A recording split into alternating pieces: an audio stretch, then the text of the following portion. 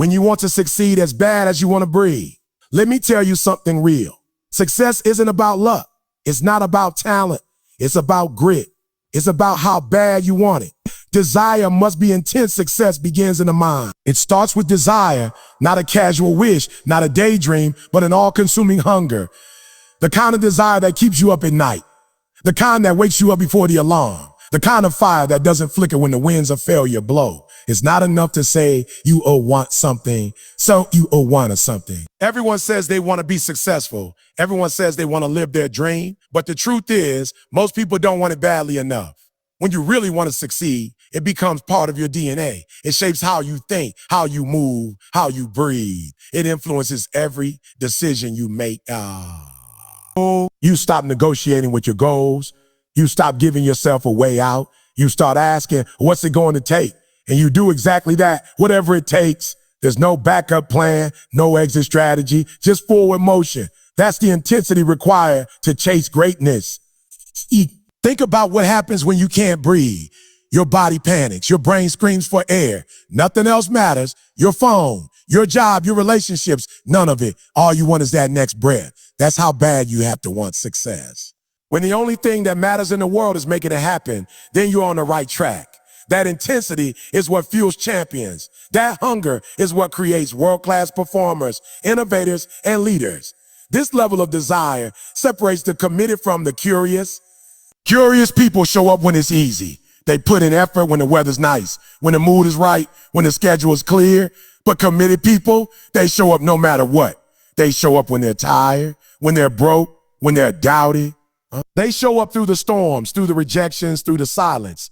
Because their desire doesn't depend on conditions. It lives in their soul. Most people fail not because they lack ability, but because they lack intensity. They set goals, but they don't chase them with everything they've got. They get excited, but they don't stay disciplined. They move, but they don't burn. Intensity is the difference between trying and doing. It's the reason some people climb while others watch. It's why some break records while others make excuses. If you're not willing to go all in, you're just playing with the idea of success, not actually pursuing it. Real desire makes you uncomfortable. It forces you to grow. It makes you do the things you don't feel like doing. It demands discipline, sacrifice, and relentless effort. You can't fake it. You can't borrow it. It's either burning inside you or it's not. And if it's not, then every obstacle becomes a reason to quit.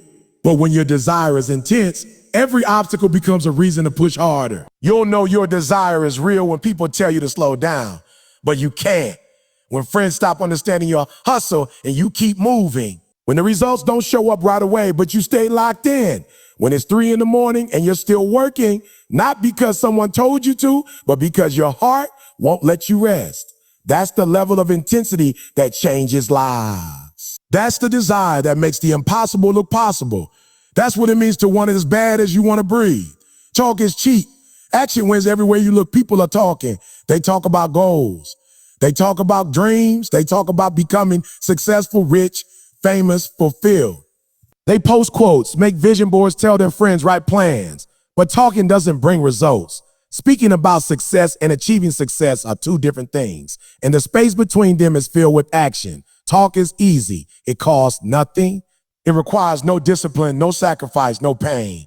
But action is where the real cost lies. Action demands your time, your energy, your consistency, your endurance. It's not glamorous. It's not always fun. It doesn't get likes on social media, but it works. It's what separates the dreamers from the doers. There are people out there who have been talking about the same goal for 5 years, 10 years.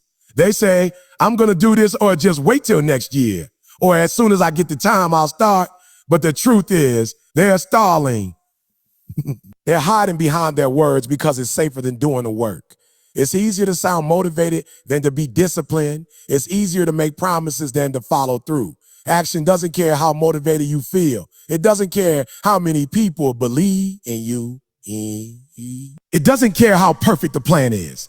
Action is raw. It's honest. It exposes the truth because when you take action, the results show you either do or you don't. You either improve or you don't. There's no pretending. That's why people avoid it, because action leaves no room to lie to yourself. You can have all the right ideas. You can read every book, listen to every podcast, attend every seminar. But if you don't execute, none of it matters. Knowledge without action is wasted potential. Vision without work is just fantasy. The world doesn't pay for what you say you're going to do. It pays for what you actually do. Action requires courage. Because once you act, you risk failure. You open yourself up to criticism, mistakes, setbacks. But that's the only way forward. That's how you grow. You don't become great by planning alone. You become great by learning through the process, by making adjustments, by showing up day after day, even when nothing seems to be working. The most successful people didn't get there by talking about it. They got there by showing up early, staying late, grinding when it hurt, failing and getting back up. They let their actions speak. They let their consistency do the talking. They didn't need to convince anyone of their vision. They proved it with their work ethic. It's easy to impress people with your words, but the only thing that impresses the game is results. You don't get fit by talking about the gym. You don't build a business by saying you want to be an entrepreneur. You don't get skilled by telling people you're learning something. You have to go through it. You have to train, to study, to build, to fall, to rebuild. That's the part most people skip. And that's why they never get what they talk about. If you want it, stop explaining it. Start moving. Start building. Let your effort be louder than your voice. Let your habits speak for your hunger. Let your performance reveal your priorities. Talking might feel good in the moment, but only action builds momentum. Only action earns respect. Only action leads to transformation. The world doesn't need more talkers. It needs more doers. It needs people who are willing to sweat for what they believe in. People who don't wait for perfect conditions. People who act when it's hard, when it's uncomfortable, when nobody's clapping. Because in the end, it's not the noise you make. It's not the noise you make. It's the trail you leave. Success requires sacrifice. Success is not handed out freely. It demands a price. And that price is sacrifice. You can't have everything and achieve greatness at the same time. You can't hold on to comfort and expect growth. Every breakthrough you want, every goal you're chasing, every level you dream of reaching, it's all on the other side of sacrifice. Most people want the results, but they don't want to pay the price. They want the spotlight without the grind. They want the celebration without the preparation. But that's not how it works. If you want something extraordinary, you have to give up something ordinary. You have to choose what matters more, your dream or your distractions, your future or your comfort. Because you can't serve both. Sacrifice means saying no when everyone else is saying yes. It means staying in when your friends are going out. It means waking up early when your body is begging for sleep. It means grinding when your energy is low, when the support is missing, when the motivation is gone. It's about pushing through, not because it's easy, but because it's necessary. There will be moments when you'll have to walk away from good things to chase great things. You'll have to give up temporary pleasure for long-term purpose. That might mean sacrificing entertainment, sleep, social time, even relationships. It doesn't mean those things aren't valuable. It means your dream is more valuable. It means your purpose takes priority. People will question you. They'll tell you you're doing too much. They'll call you obsessed. But obsession is just what sacrifice looks like to people who are afraid to commit. It's easy to criticize what they don't understand. They don't see the hours you put in behind closed doors. They don't see the nights you spend studying, building, failing, learning. All they see is what you had to walk away from, not what you're running toward. Sacrifice doesn't mean you have to suffer endlessly. It means you have to be intentional.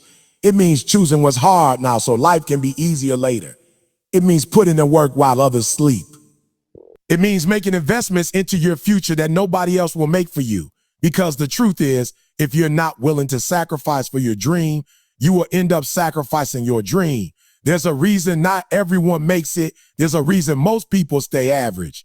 Because average is easy. Average doesn't ask for much. But success is expensive. It requires discipline, focus, and a level of commitment that most aren't willing to maintain. It's lonely sometimes. But every moment you sacrifice is a step closer to becoming who you were meant to be. Look at any high performer, any top athlete, any great artist, leader, or entrepreneur. They all had to sacrifice. They had to make tough choices. They had to say no when it hurt. They had to delay gratification. They had to fight the urge to quit. They paid in time, in energy, in consistency. And every ounce of sacrifice made them sharper, stronger, more prepared for their moment. Sacrifice also teaches you to value what you built. When you've given up comfort for your calling, you protect it differently. You nurture it. You respect the process because you know what it cost you. You remember the nights you cried, the days you doubted, the people who walked away, and still you kept going. That's what sacrifice builds, not just success, but strength, not just results, but resilience. Oh, you are 100% responsible. The moment you decide to take full responsibility for your life is the moment everything begins to change.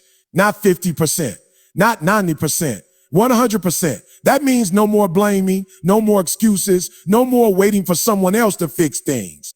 You take ownership. You take ownership. Complete, ruthless ownership.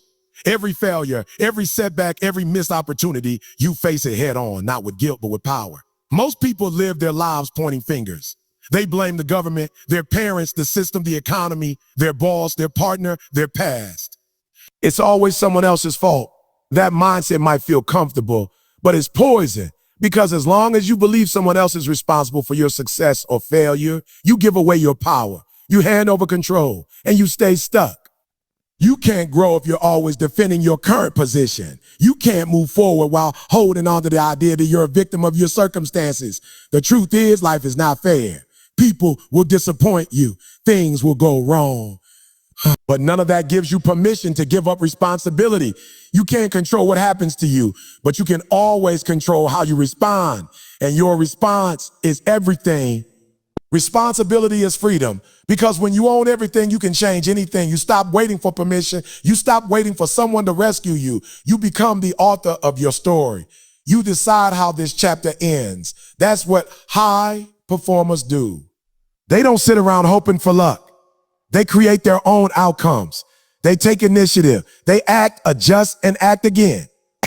Taking responsibility also means you stop complaining. Complaining is a signal that you believe someone else should be solving your problem. But nobody's coming. It's on you. Your energy, your mindset, your time management, your habits, your results, it's all your job. And the moment you internalize that truth, you begin to rise.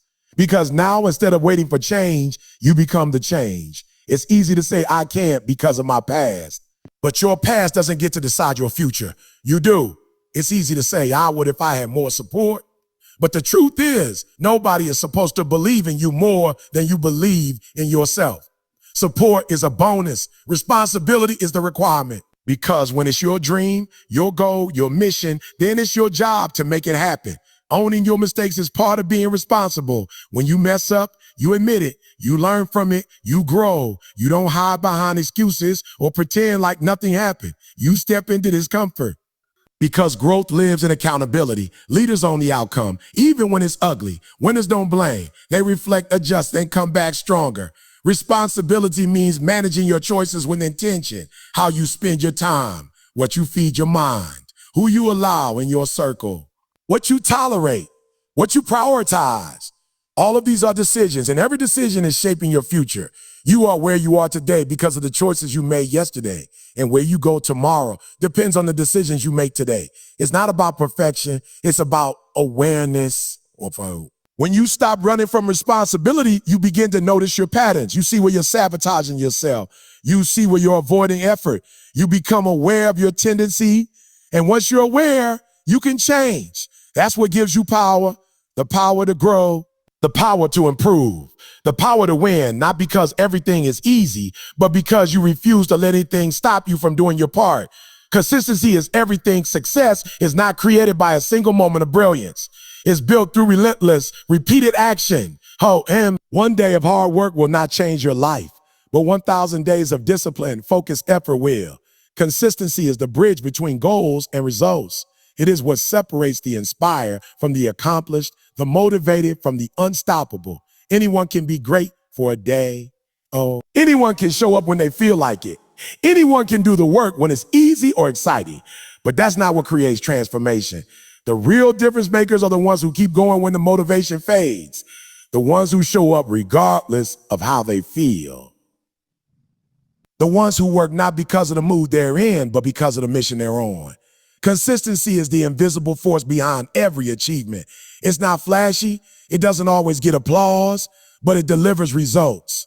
Every rep in the gym, every early morning, every late night, every time you show up and give your best, that compounds over time.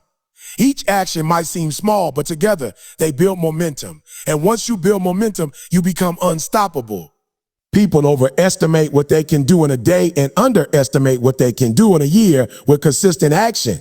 That's why so many give up. They don't see quick results, so they assume the process isn't working, but the process is always working. If you're working it, it's not about being perfect. It's about being persistent. It's about doing the right things long enough to see the payoff. The gym doesn't reward you for 1 kilo workout.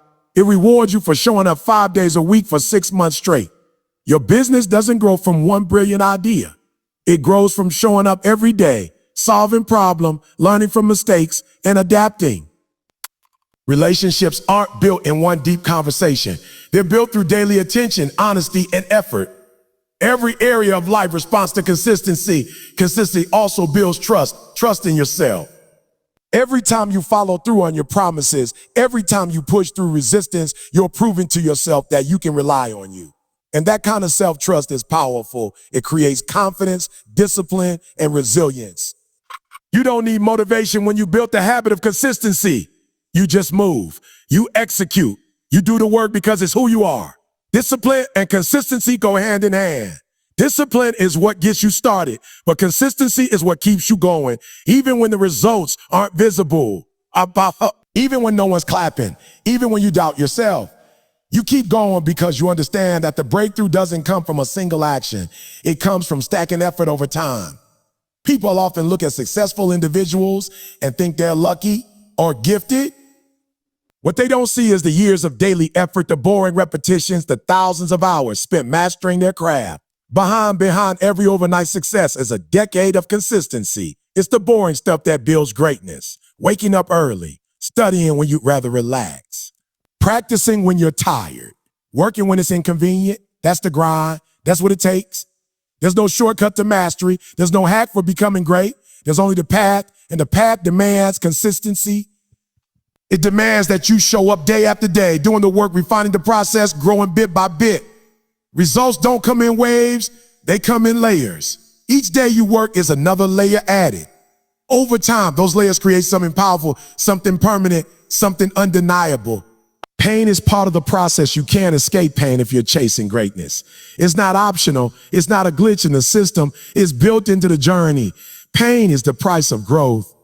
Pain is the proof that you're stretching beyond your limits. If you're trying to succeed without experiencing pain, you're not really trying. You're playing safe, staying in the comfort zone, and greatness never lives there. Every breakthrough comes with a breakdown. Every level you want to reach comes with struggle. That pain you feel in the gym when your muscles are burning, that's growth. That mental exhaustion after long nights building your dream, that's progress.